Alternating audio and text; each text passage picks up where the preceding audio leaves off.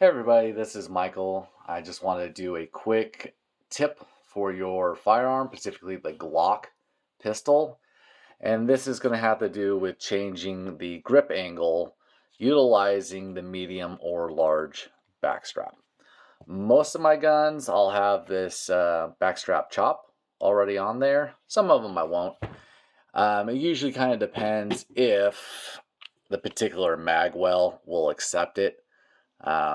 Most magwells are meant for the standard grip, and not all of them will take a medium or a large panel out here in the back, the back strap. Some of them will. You can go with the Dawson Ice. You can order this so that it perfectly fits a medium or large or the standard grip size. So that works out pretty well, but it doesn't really give you that ability to have the angle. Here I have a 47. I done the backstrap chop, but I did this one extremely high. This one gives me just the beaver tail extension with very little additional girth around the grip. So it feels pretty normal.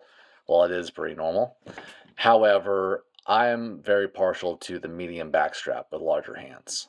Most people don't know this, but probably everybody watching this does. As you get a grip on the pistol, what you're trying to achieve here with the ring finger is getting it to about, if we're talking 100% of the front face or left face of the grip panel, we are trying to get that ring finger to land right about 40% of the way.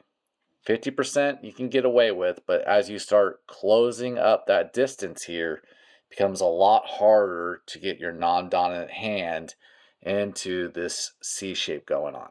Okay, the more these fingers come around, okay, the more you're just smashing your fingers as part of your grip, where we want to have what I like to call the chicken drumstick here, needs to be able to fit up there without smashing your middle and ring finger. Okay, so on the backstrap chop here, let's see here, on this Glock, this one pops pretty well because we have a Glock 44. Let's get that to focus. Because of this frame and all that, you can really see how the medium backstrap is on there. And so the normal angle is something like this.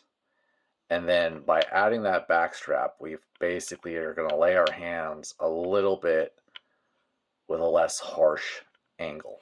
And that's the kind of idea. We get the beaver tail, we get the chop.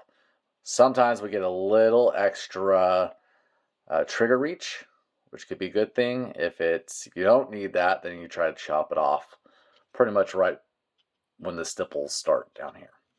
So you can do the chop with a large backstrap, but you want to pay attention here.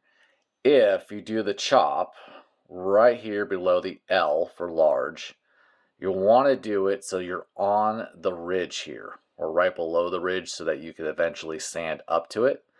Because if you cut it in between the two ridges, you're going to have this giant gap, and it's just going to look horrible.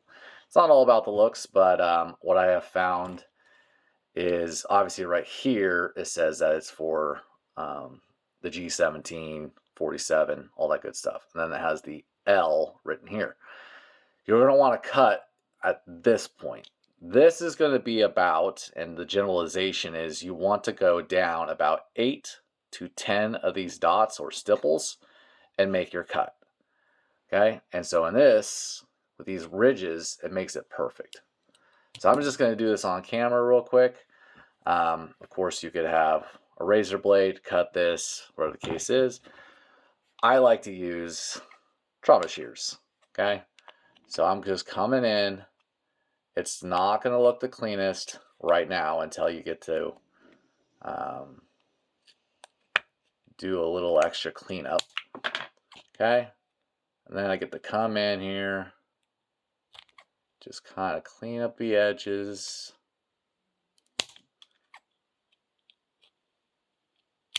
All right. Then I'll come in here with a knife and just kind of get those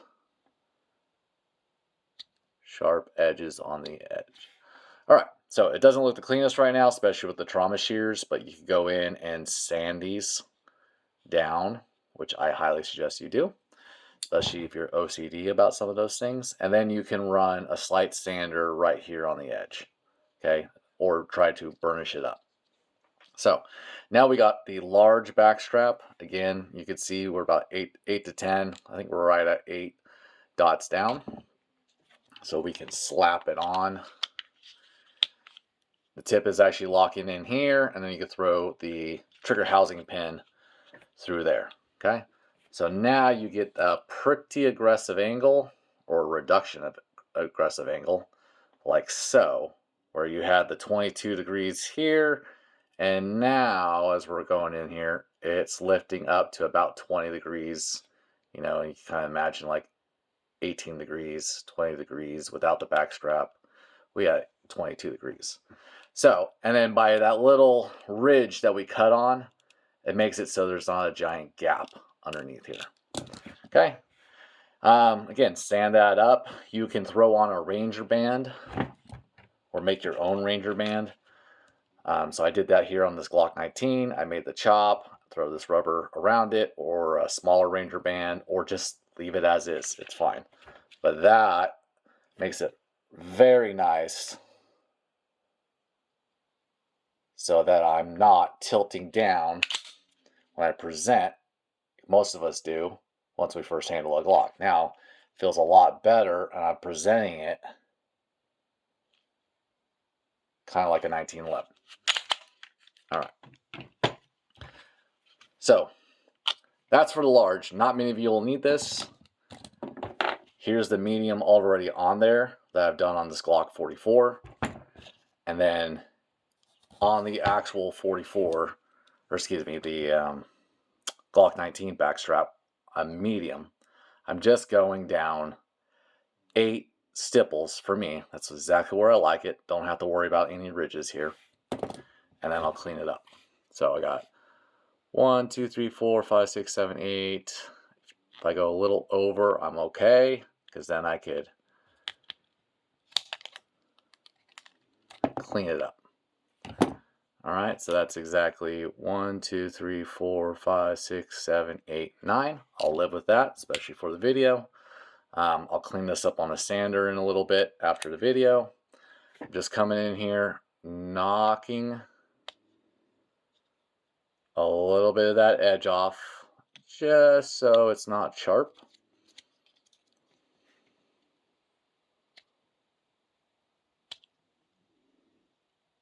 All right. So there it is. We got the Glock 49. Make sure it locks here on top. And squeeze it in. Then obviously throw your trigger housing pin in. Make sure it's flush on both sides. There you go. Got that little bit of extension.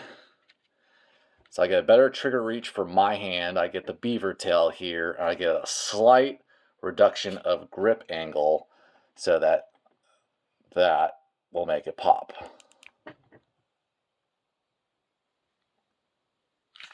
All right. So that's all you need to do. If you're really OCD about this stuff right here on the edges, of course, polish it up. Or you can make yourself a Ranger band or something like that. Or you can go ahead and get the Talon grips or handle it grips and throw a backstrap over the side.